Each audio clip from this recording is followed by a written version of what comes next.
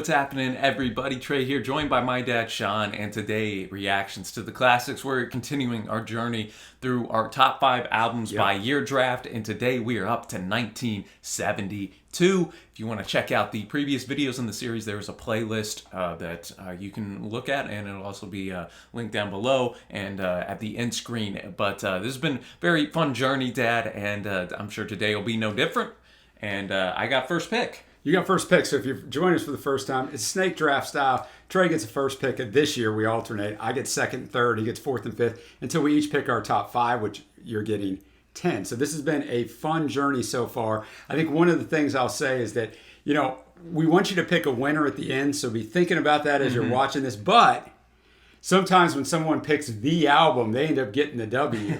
And, we got to take the whole list in totality. And I say that, Trey, because I'm so upset that you got one of my top 7 favorite albums of all time. So what's your first pick, big boy? Man, it was pretty easy on this one. Got to go with the man, David Bowie, with The Rise and Fall of Ziggy Stardust and the Spiders from Mars. Just an epic record. It's really high up on my all-time list as well, and as I know it is on you, so love it. Had to take your first pick, man.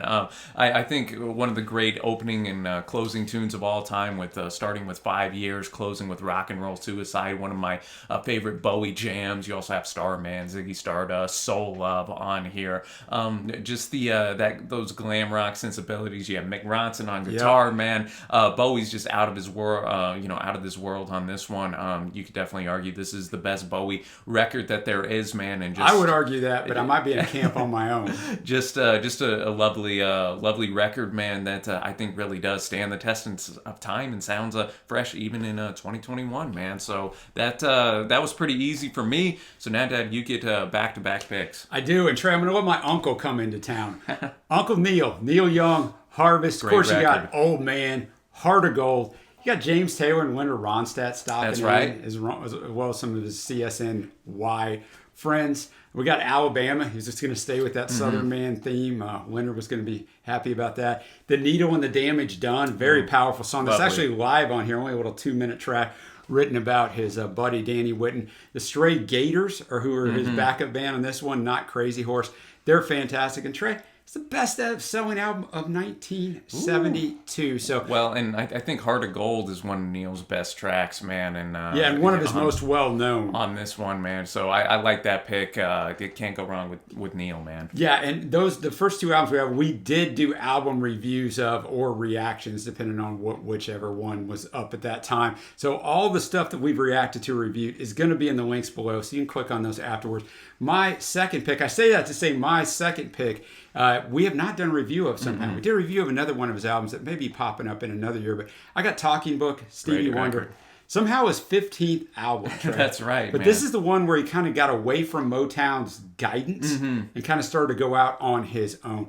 Heavy synth. Of course, you've got the famous clavinet in Superstition. You got You Are the Sunshine of My Life. Both those songs went to #1. Won 3 Grammys on this, and it just starts a huge ascension for him that we're going to cover, I'm sure, in the upcoming years. Yeah, I don't think this will be the last time the great Stevie Wonder will be making an appearance, man. And speaking of, my second pick is a group that's popped up on a previous list, and it's going to be Black Sabbath, Volume 4 up in here. Obviously, their 4th record, produced by the guitarist and the great Tony Iommi, who delivers some of his best riffs, I think, ever. We got songs like Supernaut, Under the Sun, which is a fantastic closer. Snowblind, the opener, Wheels of Confusion, is great. It's a very kind of dark and heavy record, but you also have a bit more of a ballad-like in the song Changes, which really shows some of the range that Ozzy has on the vocal style. And, I might say something controversial here, but I think when you look at Sabbath's first 4 records,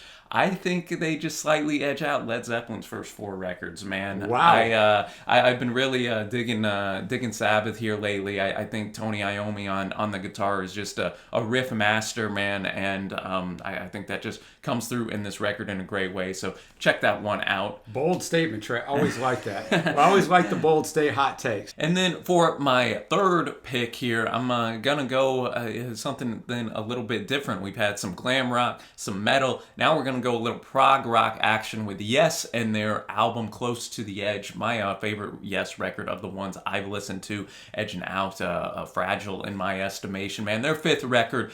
The epic title track was written by John Anderson and Steve Howe, and then, of course, Rick Wakeman is his usual stellar self. That title track, I think, one of the great prog rock compositions of all time, and, there's only 3 songs proper on this thing, yeah. But even as somebody who is not in love with progressive rock, man, you can't help but be astounded by the title track and just the ultra-tight musicianship that is on this record, so had to give Yes a little bit of love there.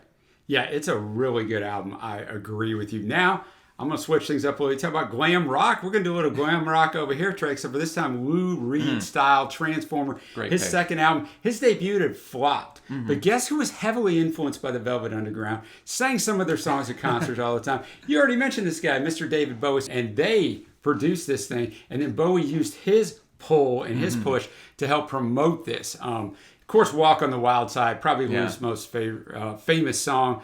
And overall, the consistency is great. Perfect Days on here as well. Perfect Days on here. Lou Reed. A lot of Velvet Underground stuff is on here, either reworked or stuff he did that never appeared on an album. So he does this on his next album, which may come up on another list as well. But I'm going with the Transformer, Lou Reed. Now, Trey, I'm going to go to maybe my 4th or 5th favorite album of this band. A lot of people's favorite, yet it still is going to show up here.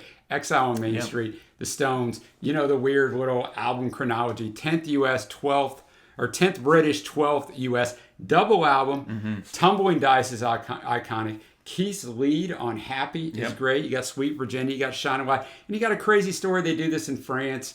They have the mobile recording studio. Keith is basically blasted out of his mind on heroin. They hardly have anybody there every time for when they record something, and somehow they still put this out. Like I said, I think it's somewhat overrated just in the annals of the Stone stuff, but that's because their other stuff is so good, but it's still going to rank 4th on my top 5. No, man, I can't complain about either of those picks. Enjoy all the records on your list, and now I'm going to close out my top 5 list right here. I'm going with my 4th pick. Yet again, shifting genres here, man. Going a little soul, funk, action. We got Curtis Mayfield and his album Superfly, the soundtrack to the movie of the same name from 1972.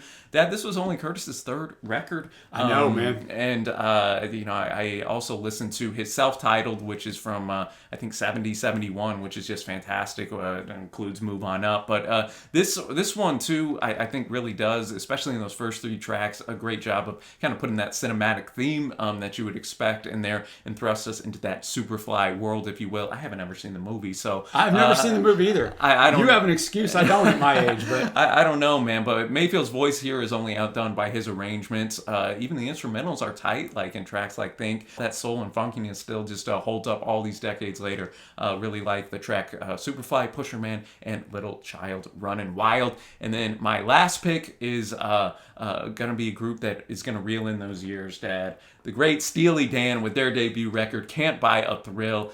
Do It Again's on here. Dirty Work. Just that tight musicianship that you expect from Steely Dan, man. With those catchy hooks and a concise runtime. Again, around 30, some odd minutes. And it's just fantastic. Steely Dan is a group that took me a little bit to warm up to. But those pop rock sensibilities, man, you can't go wrong with them. You're bigger on them than I am, but I get it. I am going to go with an album that we've actually reviewed. Machine Head by Deep Purple, their 6th studio album. Of course, you got Smoke on the Water, but you also got Highway Star, Space Truck, and those are 3 of the only 7 tracks on here. Can't go wrong with Richie Blackmore, man. Went to #1 in the UK, recorded in Montreux, Switzerland. The big story, a lot of you know it if you know, but they see the smoke on the water when they're there because Zappa's set across the way at this casino sets the thing on fire, smoke on the water come over, and just a crazy whole recording way they got this thing done, which makes it even more iconic.